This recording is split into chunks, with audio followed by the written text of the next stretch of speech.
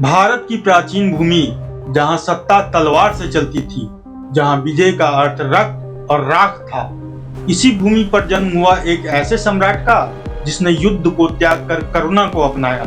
यह कहानी है सम्राट अशोक। 4वीं शताब्दी ईसा पूर्व चंद्रगुप्त मौर्य ने भारत को पहली बार एक सूत्र में बांधा।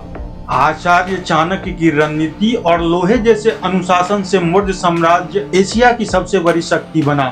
बिंदुसार के शासन में यह साम्राज्य और फैला और यहीं से इतिहास के मंच पर प्रवेश करता है अशोक।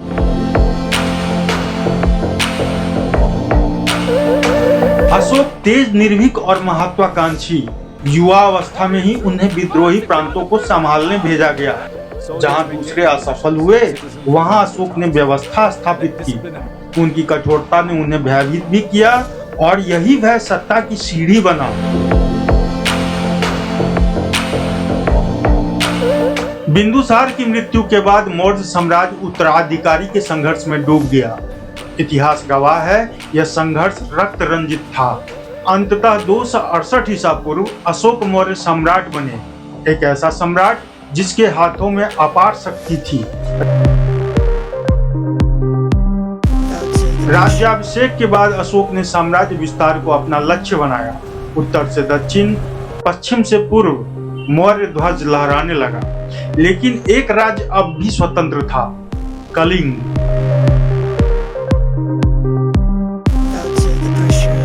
दो सौ 61 ईसा पूर्व कलिंग युद्ध भारत इतिहास का सबसे भीषण अध्याय। 1 लाख से अधिक मृत, असंख्य घायल और उससे भी अधिक टूटे हुए जीवन।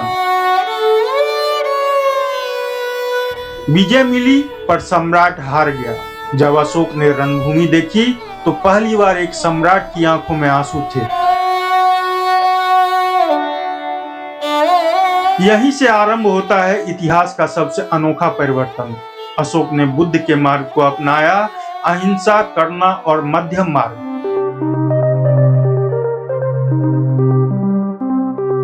अशोक का धम्म कोई धर्म नहीं बल्कि जीवन की नीति थी।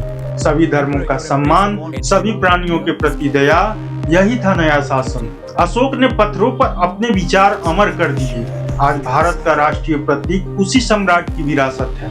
तलवार के स्थान पर अशोक ने विचार भेजे। महेंद्र और संघमित्रा श्रीलंका में बौद्ध धर्म के वाहक बने।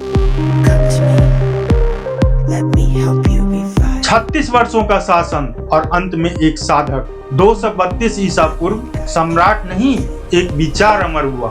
सम्राट अशोक इतिहास का हुआ शासक जिसने दुनिया को सिखाया विजय दूसरों पर नहीं, स्वयं पर होनी चाहिए।